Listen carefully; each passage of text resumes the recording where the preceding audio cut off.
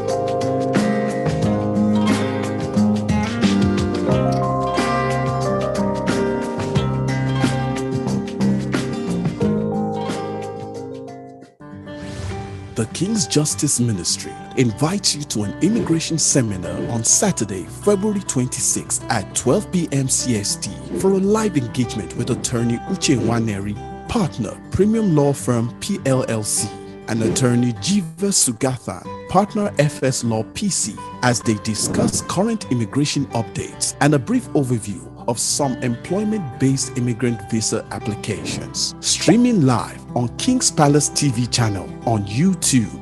Be there.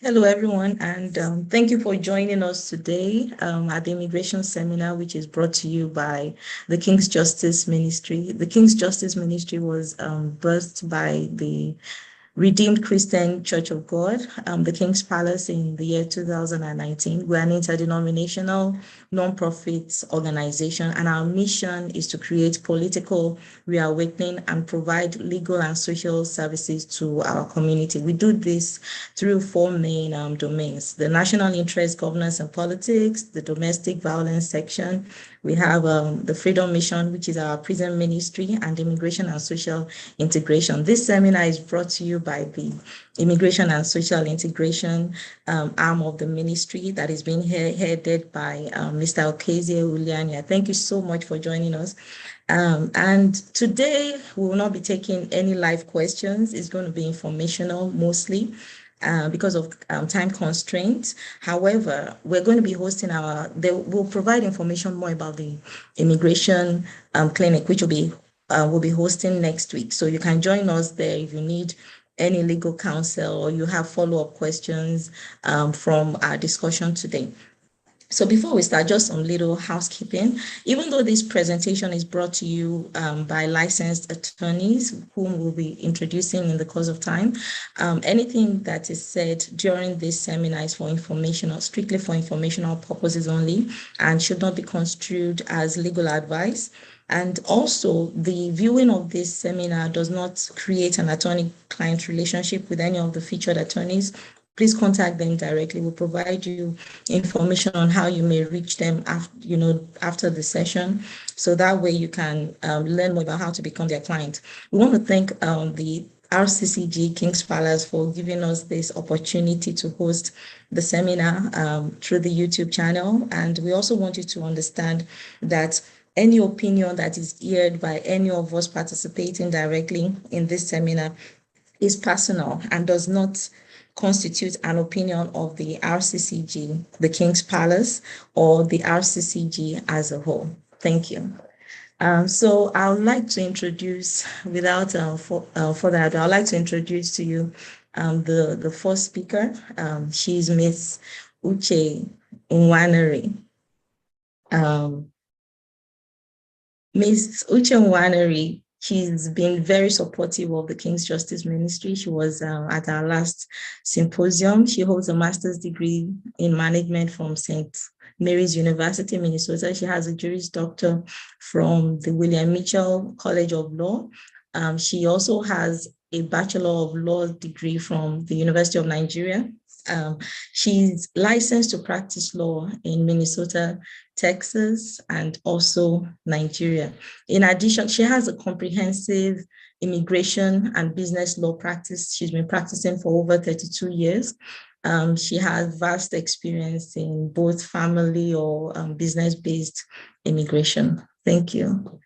Join me in welcoming Ms. Uche.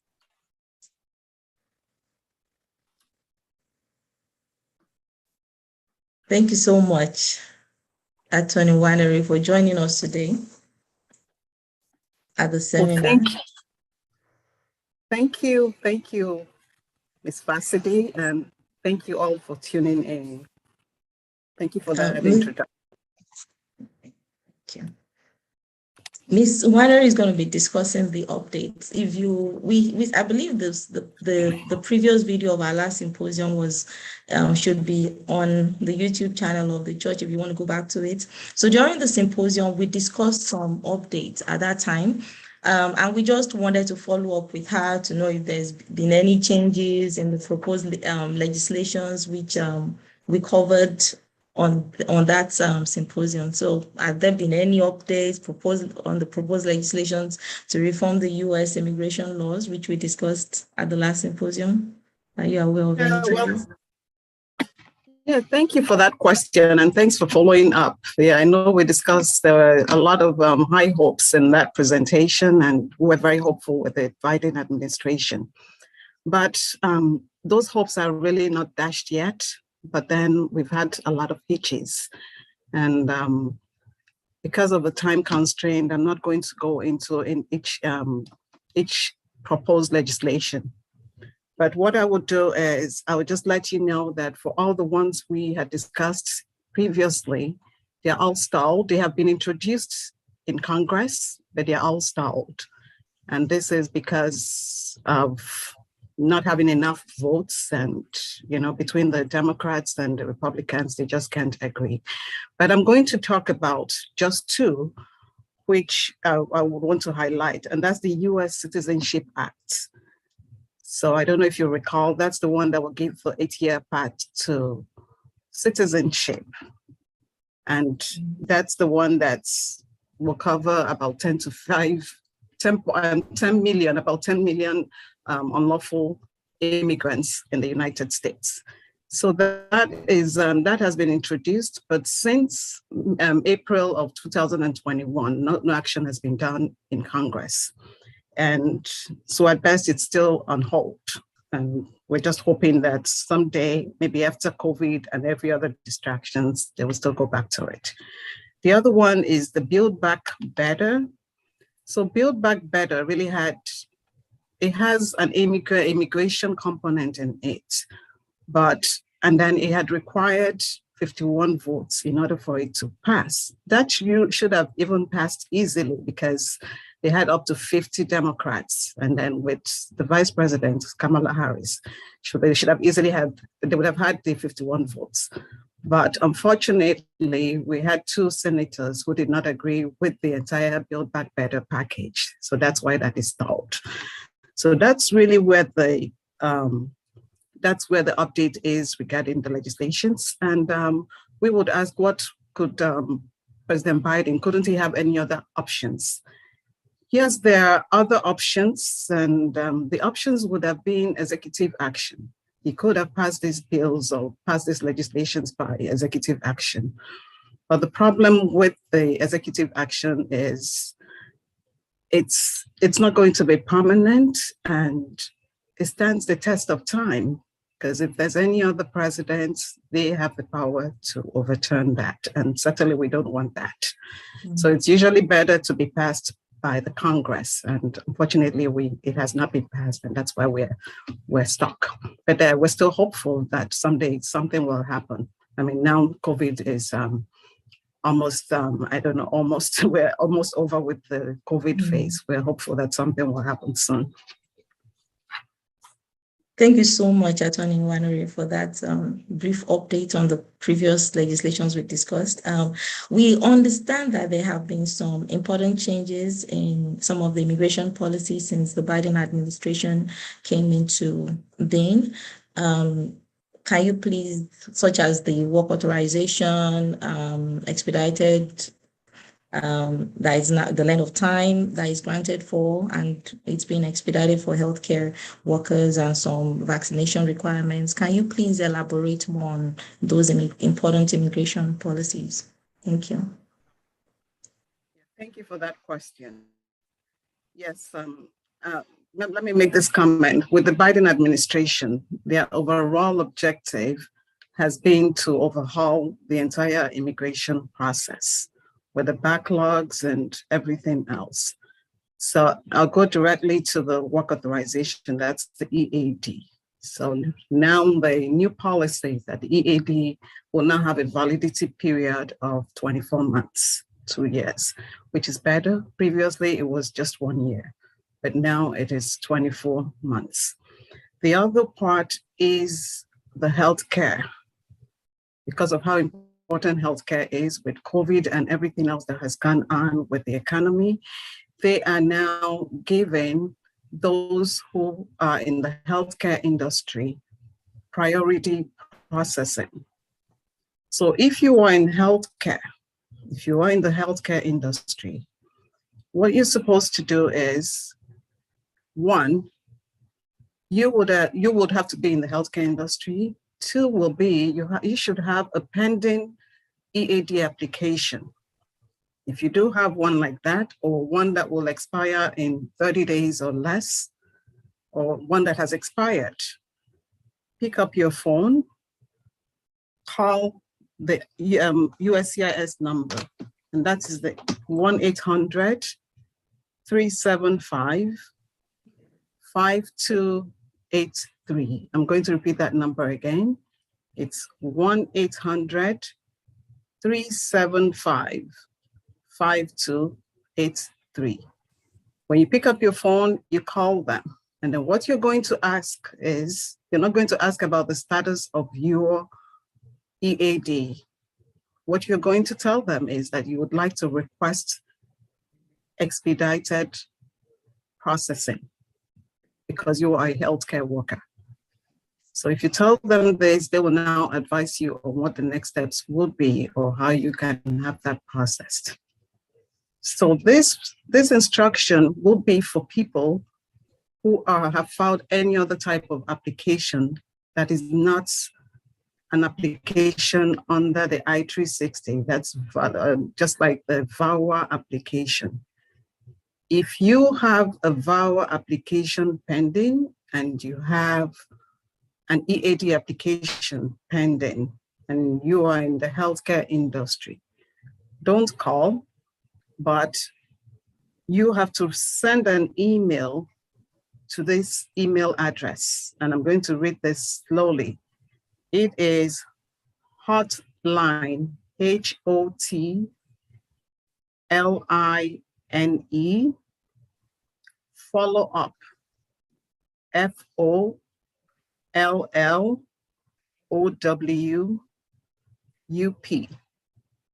I-360. Okay, so it's popped up on the screen. Thanks for putting that up. So i360.vsc@uscis.dhs.gov.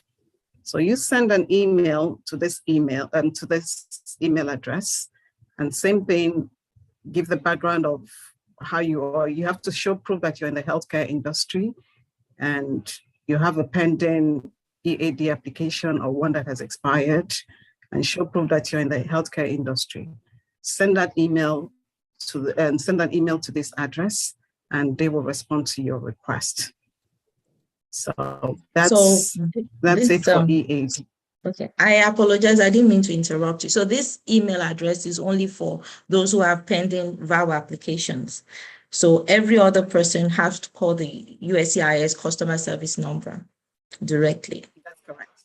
That's correct. Oh, okay. Thank you. Then when you talk about healthcare workers, who are the people, just so that people might have an idea of who you're referring to by healthcare workers?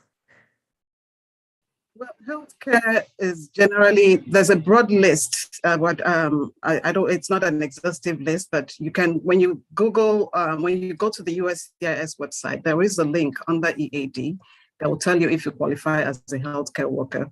But we already know the doctors, the nurses, everybody who has anything to do with healthcare are really those that are in healthcare. But it has a very long list, and see if you qualify. Okay.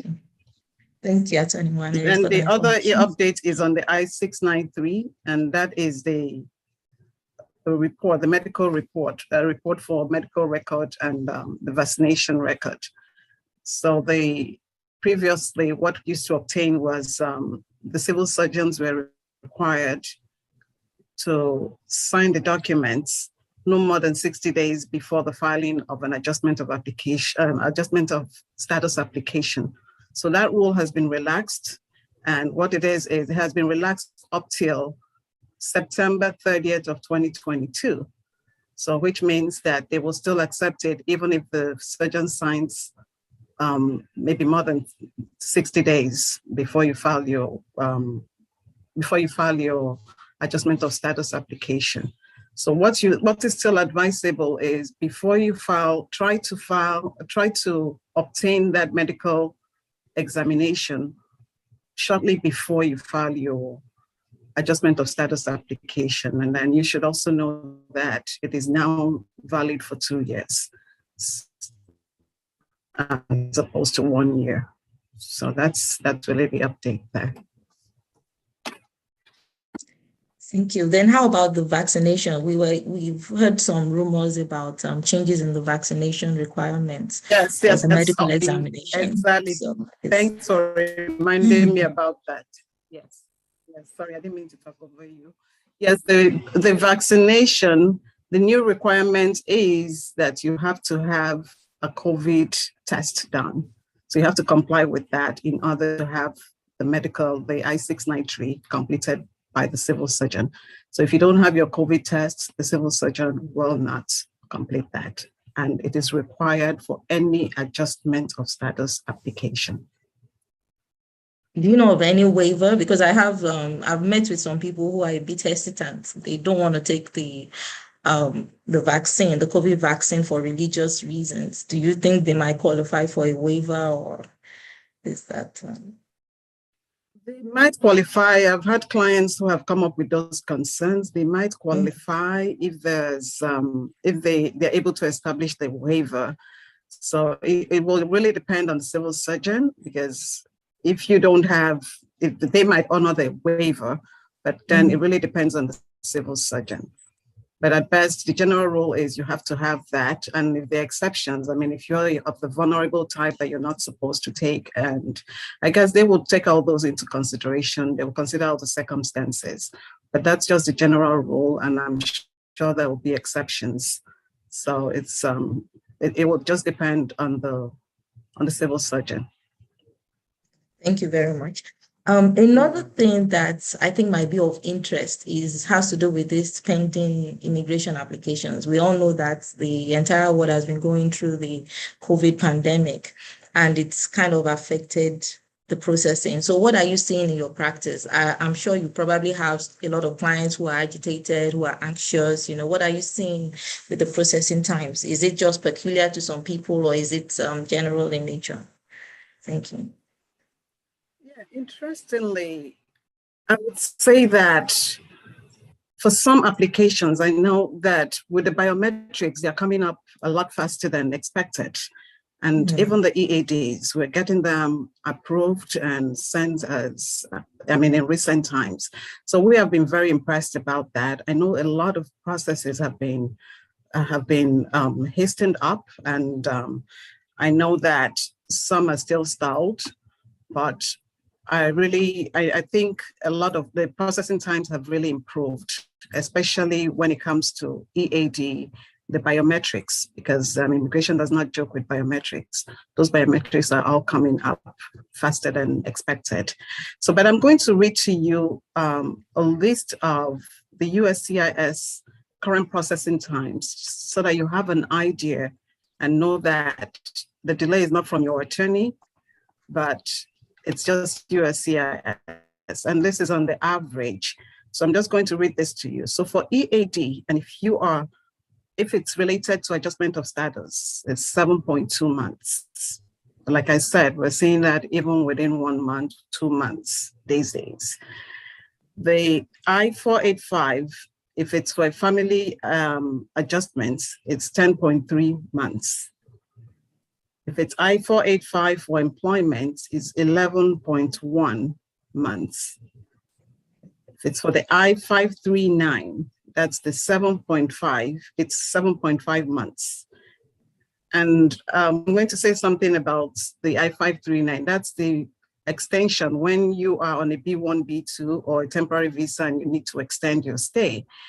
One of the things the Biden administration is trying to do is also trying to introduce the expedited processing, premium processing for some of these applications. And I know that the I-539 is one of those applications that they are considering, but it has not been decided upon yet. But I know that's one of the proposed amendments. Then you have the I-130. If it's for immediate relatives, it's about 9 to 7 months, 9.7 months. The I-360 for VAWA, it's 7.3 months. The I-751, and that's the application to remove conditions on residence, that's 17.3 months. Then for the I-601 waiver, this is for unlawful presence. This is 30.1. So you can imagine that's the longest I've ever seen. And then for consular processing, so those who are trying to obtain their visas, immigrant visas from overseas, that will depend on the post. So it really depends on where you're applying from. So I would say at best, things are improving and the processing times are improving, but we'll see. Thank you very much, Attorney Nwaneri, for that information. That's very, very helpful, and it's put things in perspective, because I'm sure you have clients calling all the time, and some even feeling as if the attorneys are not doing the work that they ought to be doing. So another thing that might be of interest to our own viewers, because as we know, we cater directly to the African community, and we have a lot of Nigerian viewers. So what do you think? Do you know anything about the embassy, the US embassy? Because we heard that for a while they weren't scheduling immigrant visa appointments at the embassy in Lagos. So are you aware of any changes in their operations? Thank you. Well, there are changes, and the good news is, and I'm going to make the distinction between non-immigrant and immigrant visas. So the non-immigrant, for those who are coming to the United States to live permanently. For those ones, the interviews are still not coming up as fast as they should. And I'm thinking it's still about COVID and the staff issues. So those ones, we're still awaiting interviews for the document parts have been completed, but we're just still awaiting interviews. Those are still not coming up yet. However, for the non-immigrant visas, those coming here temporarily as visitors or for just for a limited time, there's good news actually, and we're all excited about that. So part of the Biden administration, they have introduced what is called the No Interview Visa Renewal Program. So what that means is, if you have been coming to the United States, you have not violated your visa terms, thousands of visas are now available. You're able to make an appointment, you're able to do the drop box, possibly. So that's good news for people who have been longing to come and have not been able to obtain an interview date. So what you need to do is, you need to go to two websites. I'm going to give you two websites. And one is, I'm going to read this slowly.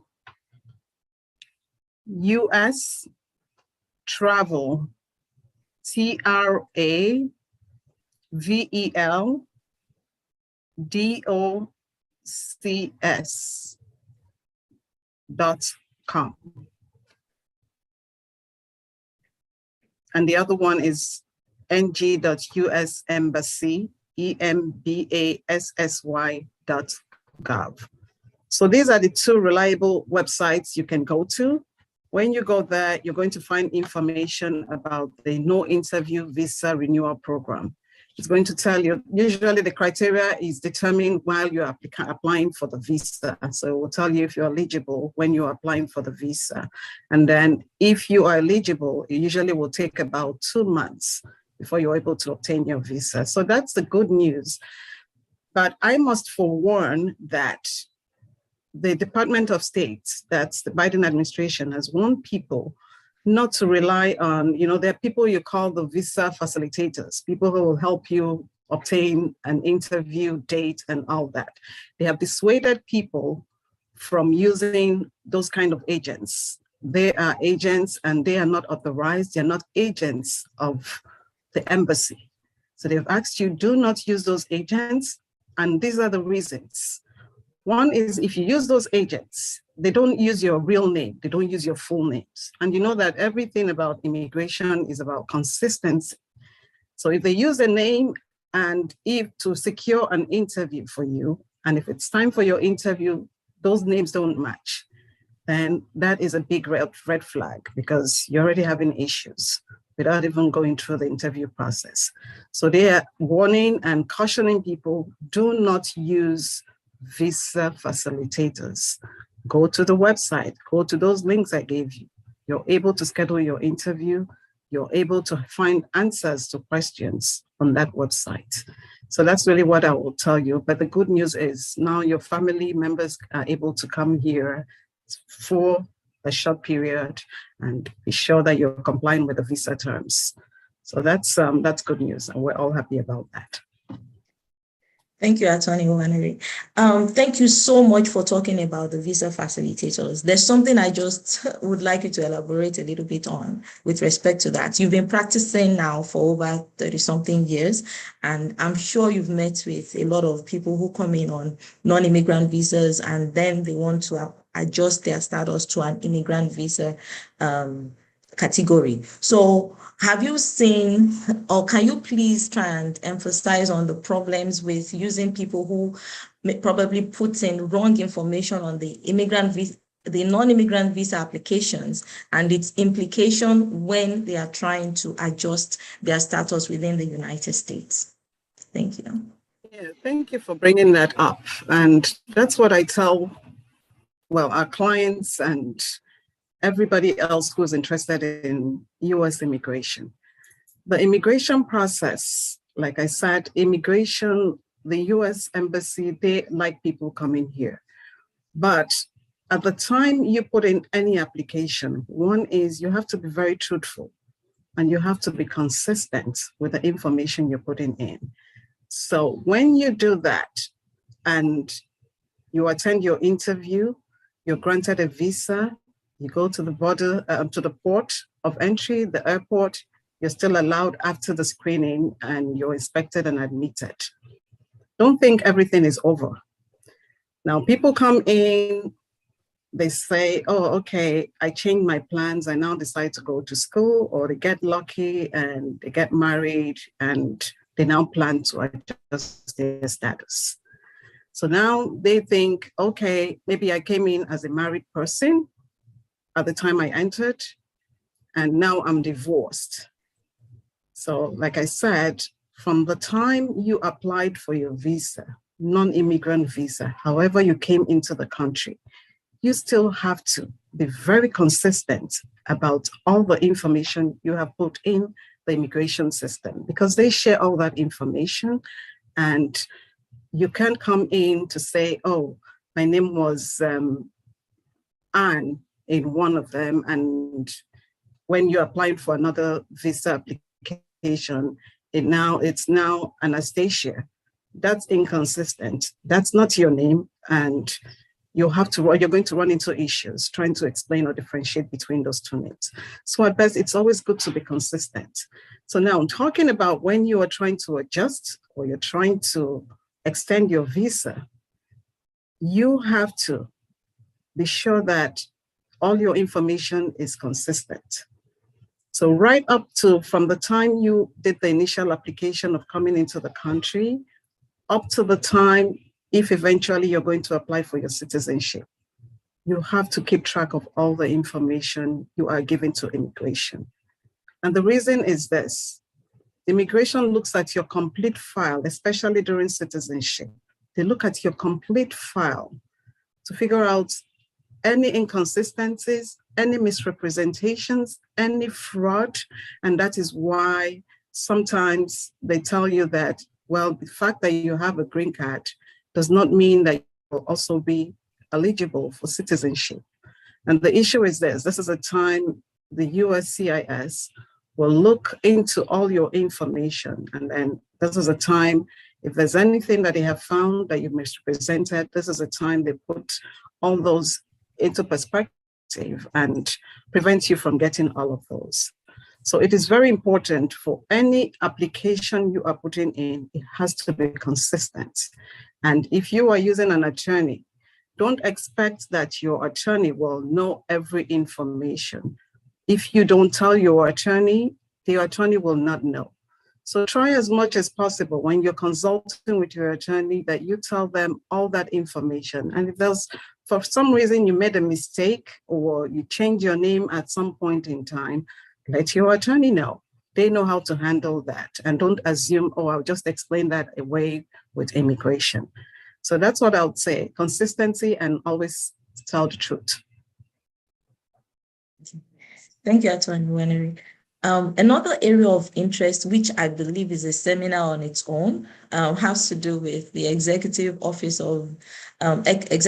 for Immigration Review, the EOIR. So can you please, I know you have a driving removal removal practice as well. Can you please explain what the EOIR does and one area of immigration relief which you think might be very, very important for us to learn about? Thank you. Okay, you're welcome. So the EOIR actually means Executive Office of Immigration Review. And what that does is that's the body where you have the DHS, and DHS is Department of Homeland Security, where we're going to talk. I'm going to limit this to just the immigration courts. So what is going on now is, I'll start with what a prosecutorial discretion is. So prosecutorial discretion really is, prosecutor in immigration parlance is really DHS, the DHS Council. There's a government attorney. Now, discretion is where they have to consider some factors and, give some discretion, or I would say, give some accommodations. So PD, in of the essence, means where the DHS Council, it gives them the authority on whether they should enforce a law or not to enforce a law against an individual. That's essentially what it means. So if you are in immigration proceedings, and you will know you're in immigration proceedings when you receive a notice to appear, it's called an NTA. It's from IA-62. So when you receive that, it's going to have the allegations and then it's going to have the charges. You will know that you are in immigration proceedings.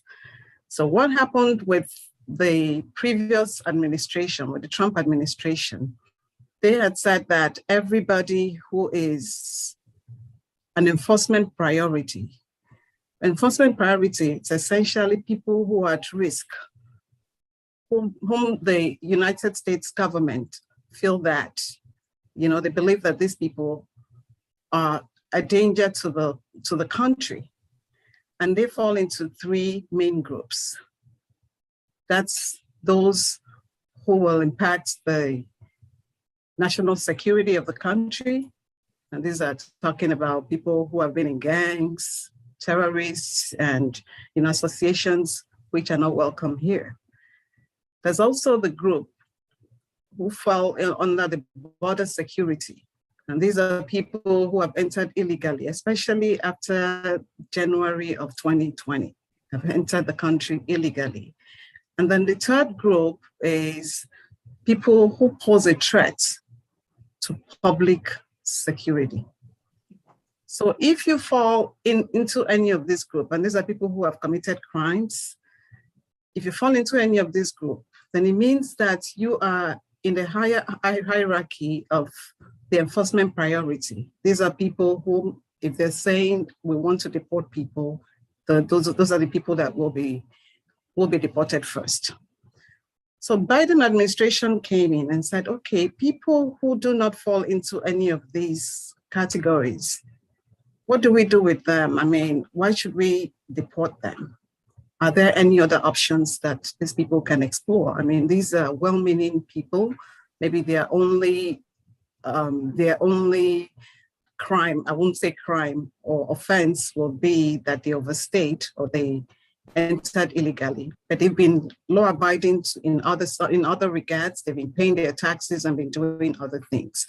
So these are people that the prosecutorial discretion has been targeted for the people who are of less risk in any of these three categories. So now with the immigration court, there is a process.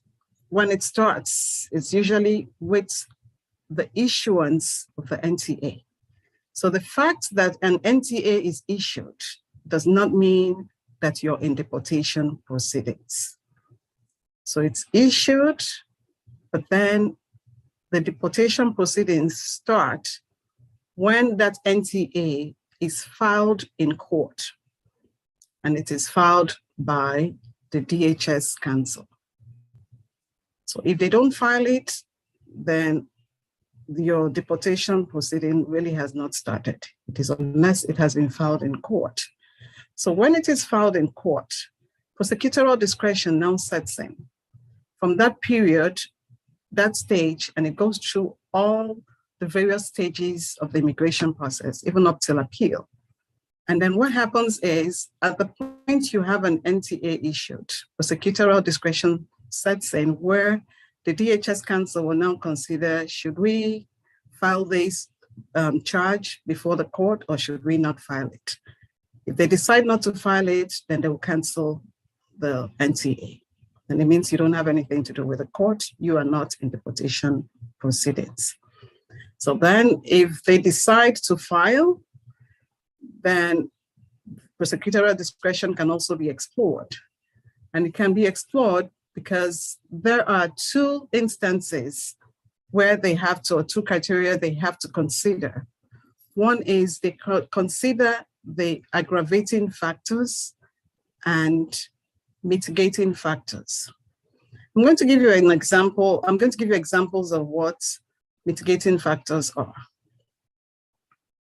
If you are in immigration proceedings and maybe your attorney files for prosecutorial discretion, the mitigating factors would stem from things like how long you have been in the country, assuming you've been for so long a time, or you have been working, you've been to school, you haven't committed any offense, criminally, and you have community ties, you have your family established, anything that can be persuasive to let them know that, hey, you're not a bad person, except that you overstayed your visa or you did something else that is of a lesser magnitude in terms of crime or what do you call it?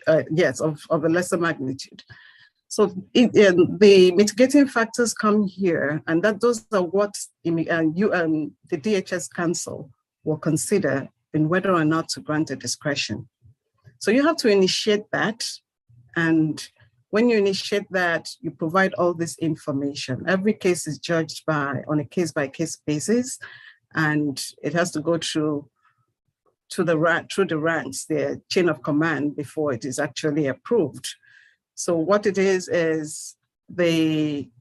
once you present those mitigating factors, and again, another factor I would have mentioned is if you're a victim or if you are going to be a witness to a criminal offense, they also consider that. Now, the aggravating factors are things like if you have a criminal history, if you came in illegally, those issues are the ones that could be aggravating factors, or for some reason you misrepresented or committed fraud in any way. Those are aggravating factors. So it depends on how it is presented. The fact that you have a criminal offense does not mean, hey, you might not be eligible to apply for this for prosecutorial discretion. It will just depend on, well, the seriousness of the crime and what the charges are. And let me give you an example. Assuming it's for maybe driving while intoxicated. Have you been rehabilitated, or what has happened since you had that crime? So they consider everything in totality. And if the DHS counsel considers and says, yes, you merit prosecutorial discretion, the kind of options that they consider, one, I've given you one already, and that is whether or not to file the NTA. The other one could be they can grant a continuance. And in some instances, if they consider part of your application, assuming you have the potential of having another application approved by USCIS. And exactly what I mean by this is, assuming you have, maybe your spouse has filed an immigrant petition for you, and you have an I-130, which has been approved. USCIS, the DHS will consider that as one of the mitigating factors, saying that, yes, you might be able to, you'll be eligible for another application before USCIS. And in that instance, sometimes they can either administratively close the case or dismiss the case so that you're able to pursue the relief before USCIS. So those are all options. If you have an attorney, have your attorney discuss these options with your attorney and see if you're eligible for that. It's a good relief opportunity to explore, especially in these times. Like I said, during the Trump administration, you can't even talk about that because it was a big no. You couldn't even, there was nothing like prosecutorial discretion. So now you have it. I'll encourage you to apply. And the good thing with applying is you don't lose anything. If you don't qualify or if it is denied, your case still goes on with the immigration court. So that's kind of where we are with the prosecutorial discretion. Thank you so much, Attorney Nwaneri. I know that is an entire seminar on its own. Thank you for the brief overview. I think this is a good place to take a short break, and then we'll be coming back up with Attorney Jeeva Sugathan. Thank you.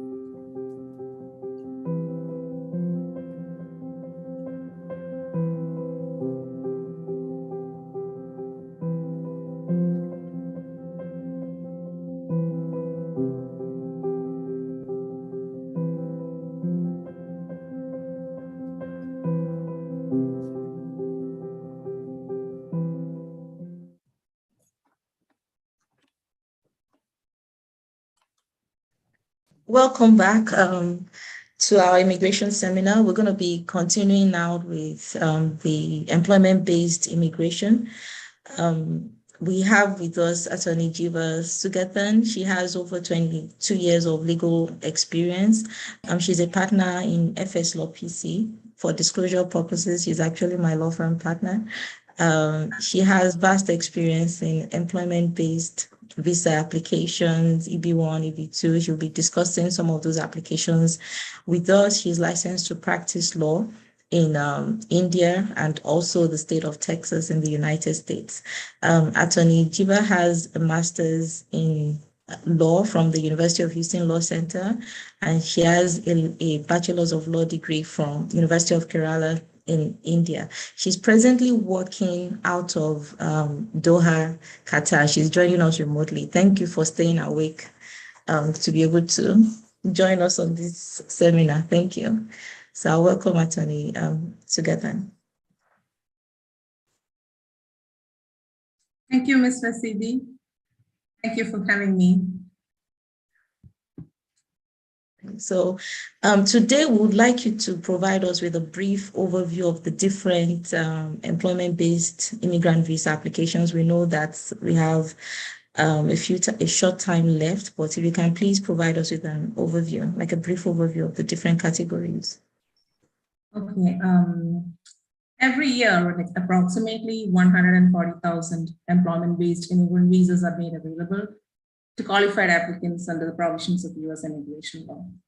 So these are divided into 5 preference categories like EB1, EB2, EB3, EB4, and EB5. So we'll start with EB1. EB1 is for priority workers and persons of extraordinary ability. It's further divided into 3 subgroups. EB1A, for people having extraordinary ability in sciences, arts, education, business, or athletics. And this group of applicants do not need a job offer from an employer so long as they are entering the US to continue work in the field in which they have the extraordinary ability. Applicants in this category must have extensive documentation showing sustained national or international acclaim and recognition in their field of expertise. So the next subgroup is EB1B, outstanding researchers and professors who have at least 3 years of experience in teaching or research. They also need, unlike the EB1A, they need a job offer from an employer. The next subgroup is EB1C for multinational managers and executives. They should have worked for at least for 1 year, the preceding 3 years for the employer, which is a branch or subsidiary or affiliate of a US employer. This category as well needs a job offer. So again, that's EB1A. We can go into EB2, the second preference category. This is for people holding advanced degrees and having exceptional ability. So this category requires a job offer. However, we can waive the job offer requirement by filing a national interest waiver petition. So national interest waiver petition is only for people who have the field of expertise should be outstanding and in the national interest of the United States, not outstanding as such, they should have substantial merit and we should prove that it's in the national interest. So USCIS would waive the job offer, thereby allowing them to file without an employer. They can self-petition. That's the good thing about the national interest waiver, but it's attached to the EB2. The third category is EB3. That is for skilled workers, professionals, and unskilled workers. Skilled workers are who have whose jobs require at least 2 years of work experience or training. They also require a job offer from an US employer. Professions are like people who are in the professions who require at least a bachelor's degree for their job. And unskilled workers are those who don't require don't require 2 years of experience. So all these categories require a job offer from a US employer. And we can go on to the fourth category, that is for special immigrant visas. There is a lot of different subgroups for it. There are many subgroups, the main being religious workers and workers who have employed abroad for US government, Iraqi and Afghan translators, special juvenile immigrant visas, and all those things. Then the fifth category is the EB5. It's actually an investor visa. So capital investment is made into a commercial enterprise, which will create jobs for US citizens. So these are the general categories of employment-based visas. We cannot go into detail for each category because it's very vast right now. Thank you, Attorney Sugathan. Just before we go in, because I know prior to this, we had already discussed the national interest waiver, which we believe there are a lot of people who qualify for. We're going to be talking more extensively on that. But before we go right into that, are there any changes on the EB5 that are coming up, which you think people should be aware of, just generally? Actually, the EB5 program was created for job creation. And there are two different ways of investing. Either as a direct investment, you invest on $1 million to a commercial enterprise, which belongs to you. Or you can invest through a regional center. It's kind of an economic unit where they crowd the fund and invest in a different project. Right now, the regional center program, which is actually a lesser investment of $500,000. So it's more attractive to investors rather than spend $1 million and take care of the day-to-day, running of the business. If you invest in a regional center, it'll allow you to just be a passive investor and still get your green card. But right now, it's been almost 7 months since the regional center program has lapsed. And we are hoping that the Congress would reauthorize it as soon as next month. But nothing is certain. And there is a law, there is a bill which might be passed, but nobody knows anything about it at this time. So right now, the regional center program is in limbo. The only option is filing through direct investment, that is $1 million USD. But if you invest in a economically disadvantaged area, you can still file in a TEE. You can file for $500,000 in a direct investment as well. So we don't have any updates as well, but we are hoping for something as soon as next month. Okay, thank you. Just for clarification, so people who maybe they want to invest like in the economically disadvantaged places can still do direct investment with 500,000. Okay. Yes, they can do it through 500,000. They don't have to put 1 million. And there are regional centers who offer that option as well, because they kind of allow you to join with other investors. And even if it's a direct investment, the regional centers have that option. You can join them with other investors who do direct and become part of a company. You don't have to do it alone. Okay, thank you very much. So, as I said earlier, there are probably a lot of people who actually qualify for the national interest waiver. That is, from what you said, they don't need to have an employer before they're able to file for the green card application. Can you please elaborate more on the national interest waiver and how people can be eligible for this category? Thank you. Actually, the national interest waiver is an exemption. It's tied to the second preference category, the EB2. It's just the same as EB2, only thing it's an exemption. So you have to qualify as a EB2 preference category. That is, you should have an advanced degree or have exceptional ability. It's not and, it's or. You can have an advanced degree that's like a master's, or you can have a bachelor's and 5 years of progressive experience. So usually EB2 requires a job offer. So you can waive it if you use a national interest waiver. But the requirements are that the proposed endeavor, what do you plan to do in the United States, whether it's a job or it's a new business, you have to show that it has substantial merit. And it is in the interest of the United States, national interest of the United States. It could be like, it could be in like in the natural resources for saving the environment, or affordable housing for kids and old people, education for special kids. If you can show that your expertise in those fields, that could be considered as the national interest of the United States. So that is the first category is you have to show that your proposed endeavors in the national interest. Second is that you have to show that you are well positioned as the applicant to advance that proposed endeavor. Like it could be through your qualifications, previous experience, what you have done, and you should be well positioned. You cannot just be having no experience or anything in the field and say, I'm going to start this. No, you have to have this exceptional ability in yourself to do that. So, and the third thing is when they consider the first national interest and your exceptional ability to advance the proposed endeavor, your CIS will think, okay, this is in balance, beneficial to the United States to waive the job offer and thereby the labor certification requirement. So people like usually don't use the national interest waiver much. I think like there's a misconception that it is not easy to get a national interest waiver approval, but however, since there's no job offer required, it is better to do it through that way if you qualify for national interest waiver. So recently, the USCIS has issued a policy memorandum which says we can approve national interest waiver now for entrepreneurs and people in the STEM field, like science, technology, engineering, and math. So if you have a PhD in a STEM field, USCIS has given a certain evidentiary requirement they'll consider for national interest waiver. It was like released as early as January of this year. So if you go to the USCIS website, you can see what other required evidence USCIS would consider for STEM graduates. But they are specifically stating that they would consider PhDs in STEM fields. The same thing for entrepreneurs. They have given significant requirements or an evidentiary criteria which they would consider for people who want to start a business in the United States. And I think this is a very good option for entrepreneurs coming to the United States to start a business, because right now we don't have a very good entrepreneur visa in the US. We do have the international entrepreneur parole rule, but that is not very practical.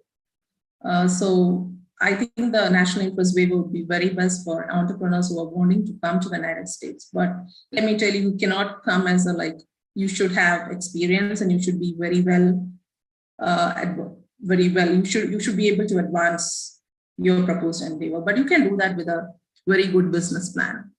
So I would suggest people to consider, entrepreneurs to consider coming on a national interest waiver if your visa is current, if your country is not backlogged, like a few countries. Thank you for that information. So do you have an idea of the countries that are backlogged? Currently, it's India and China. Okay, they're the ones that are backlogged. Yeah. Oh, okay. So like for all other countries, they're able to apply for the national interest waiver almost immediately. Yes. Oh, okay. But one thing you have to notice that national interest waiver does not have a premium processing. So it could take as long as now. I think it's taking more than a year. I'm not really sure, but the processing time is pretty long. Oh, okay. So what do you mean by premium processing? Because I know Attorney Nwaneri also mentioned that there's some proposed changes to the extension of stay, which might involve premium processing. But premium processing has been something that has always been available to people who file some certain applications. I believe employment-based, if I'm correct. So can you please elaborate or just give us a brief idea of what premium processing is? Premium processing is an optional service offered by USCIS, like for faster processing of certain petitions. It's not available right now for all petitions, but for the employment-based immigrant visas, EB1, EB2, and EB3, it's available. However, for national interest waiver, it's not available. But in October 20th, I think October 1st, 2020, a new law was passed increasing the fee for premium processing, which is like $2,500 now. Earlier, it was less than that. So in that law, there is a provision for expanding the premium processing to other petitions, including some non-immigrant options and as well as the national interest waiver. However, the USCIS has not put out any regulations regarding that, except for the price increase that's gone. Like it's in effect now, but there are no regulations for national interest waiver or the other petitions, which will be eventually expanded. So hopefully, we are hoping it will come soon. So national interest waivers can also apply to premium processing. So what's the advantage of premium processing then? Like if I pay $2,500, what do I get from the USCIS? Yeah, you get your decision in 15 days. Mind if the decision doesn't mean approval, it could be an approval, a denial, or a request for more evidence. But they do give their decision in 15 days since you paid extra for that. Okay, so that's very good to know. Thank you very much for that information.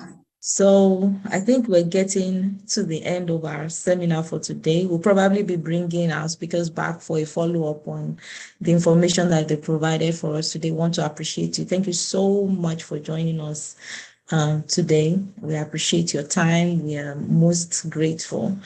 We'd like to invite everyone. As I said earlier on, we're not taking comments today, but if you have any questions, please bring them to our virtual immigration clinic, which will be coming up this coming Saturday, March 5th. The time will be from 10 to 12 p.m. At the clinic, we have independent volunteer attorneys, who provide legal advice for you individually. Like we usually set us up in different rooms, so it's going to be very confidential and private. It's just you and the attorney that will be meeting together to discuss any issues which you might have. Then also, just in case anybody has any follow-up questions for Attorney Nwaneri or Attorney Sugathan, you can please reach them at, we're going to be posting up their different contact information. So Attorney Nwaneri, her website is up with the phone number. You may please follow up with her directly if you want to find out more about her services or you have follow-up questions to the information which she provided to us today. She's been practicing for a very long time. She has a wealth of experience in immigration law.